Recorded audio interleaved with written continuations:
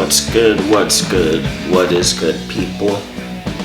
What is good this fine October night here? So let me just get into it here. Janet Yellen wants to get rid of the debt ceiling permanently, and I've just accepted the fact that I will never know enough about finances and I'll say finances, economics. Here, let me do this real quick. I'm gonna try to edit some of this shit so you won't see my face, all my beautiful face and my beautiful hair all the time. But as I was saying, I'll probably never know enough about finances. Economics, maybe I'll give myself some credit on economics because I don't consider that the same as finances. The finance world is just a whole different beast that economics plays a part in, because economics plays a part in basically mostly everything. If you just get to the core of it, unlimited wants and limited means, which, I think there's kind of relatively unlimited means, but we'll get into that. That's more metaphysics. We can get into that. I think time is the main factor behind that, but screw it, that's just too metaphysical. I won't get into that right now, but basically the financial world, I'll never know enough about it or give a rat's ass enough about it to really try to analyze it. If you want to know more about that shit, look at the things that Ray Dalio says, or even read his books and his essays, because that guy, say what you want about him, he's a hedge fund manager, but the guy knows his markets. But okay, let's just get into this debt ceiling bullshit. I'm not sure if this is clown world or business as usual, or if there's a method behind the madness. Maybe there is a method behind the madness, but if you ain't a financier, that method is not to your benefit. But by this point, if you've been watching my channel for a bit, you realize that in a vacuum, our monetary system is kind of nuts. Like I said, if you're not a financier, it's kind of nuts to you. Imagine taking on more debt in order to pay off previous debts that you took on in order to pay off debts that you took on prior to that. Does that sound like kicking the can down the road to you? Does that sound like a Ponzi scheme? Charles Ponzi, word to you. One of the goats right there. One of the goats, Charles Ponzi. But, well, I call it monetary Ponzi. Monetary policy. Whatever you want to call it. I call it, actually, monetary Ponzi is not a bad name, but I call it monetary policy. And if you perceive it as something else, well, you're a conspiracy theorist, and I don't tolerate conspiracy theorists on this channel. So because we're not living in a vacuum, maybe our monetary system is the best we can do. Benefit of the doubt, given our circumstances. If you look around the world and at other fiat currencies, these are even less stable than the US dollar. Why is that? For what I know, like I said, I'm no expert in this, but 1971, talked about that previously on the channel. 1971, you can do your own research on that shit. It's up to you, man. Do whatever you want to do on that. 1971.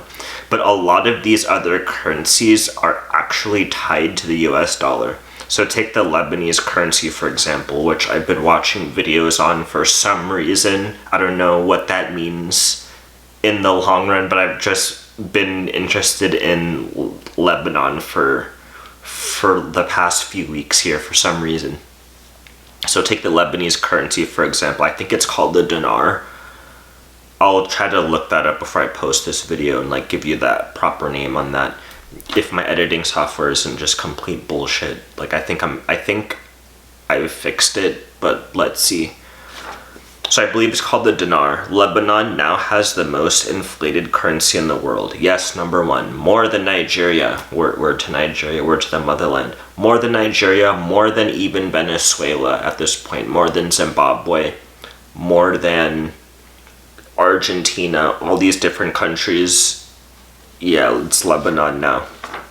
I was surprised when I read that too, but it's Lebanon, and their currency is backed by the US dollar. Funny. So ever since 2019, their currency has been in hyperinflation mode. 2019. Here in the United States, we are not at hyperinflation yet. Will we get there? I don't know. Like I said, technically nobody can tell the future or whatever, but also I'm not a financial expert. So in my opinion, we're already at hyperinflation personally. I already think we're at hyperinflation, but according to the textbook definition, technically we're not there yet, which I think that's like an increase of a certain amount. It's an increase of a certain amount in terms of prices each month, and we're not there yet. We're not at 1920s Germany status yet, but we are at inflation status. I think anybody who knows anything about just the word inflation would probably agree that we're at inflation status, unless you're an economics major like my friend, who last year when I was saying we're gonna reach inflation, she was saying, no, you don't know anything about economics, you didn't study it in school, and we're not gonna see inflation anytime soon. So maybe she's right, an economics major, that she probably still to this day doesn't believe we're in inflation, and she's unfriended me on several different social media apps. So I can't ask her what she thinks now, but she probably still doesn't believe we're at inflation. But I digress. With the suspension of the debt limit, this would give Congress free rein to spend however much money they want. And the Fed will continue to be there to print the money, aka monetize the debt. There's a whole system behind that. I'm not going to get into it in previous videos. I won't get into it in this video. You can look that up. But they could monetize the debt, and they can kick the can down to future citizens to pay for today's spending through higher taxes and inflation.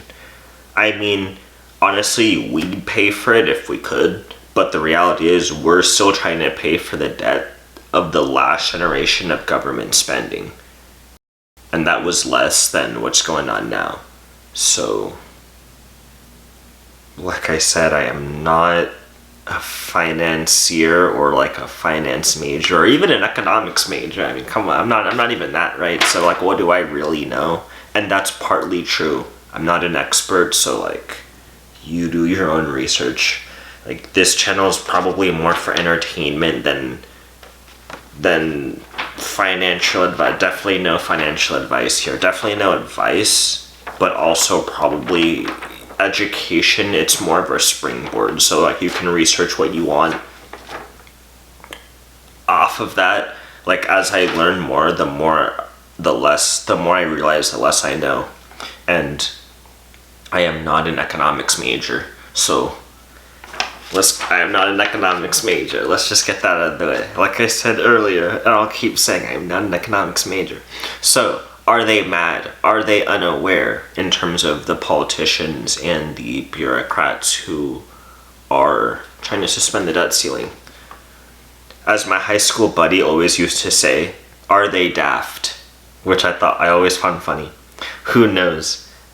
You guys tell me. I'm just gonna keep trying to learn and share my education with you guys, and hopefully we end up getting rich or whatever. To be 100% honest, I don't even like respect that anymore too much. But money is money, and you want food, I want food. So it is what it is. So stay healthy. I don't know what's next. We'll just see what's next together. Keep following this channel if you're interested. I'm going to try to put more creativity into these videos in terms of the editing if my software ain't jacked. So yeah, I'll catch y'all later. Peace out. Hopefully y'all enjoyed that. Let's try to make a good October on the channel. Like I'm trying to get back to the consistency, but like who fucking knows at this point. So like screw it, I'll just leave it there. I'll catch y'all later. Healthcare Network. We'll see what the fuck happens with that shit. But peace out, guys.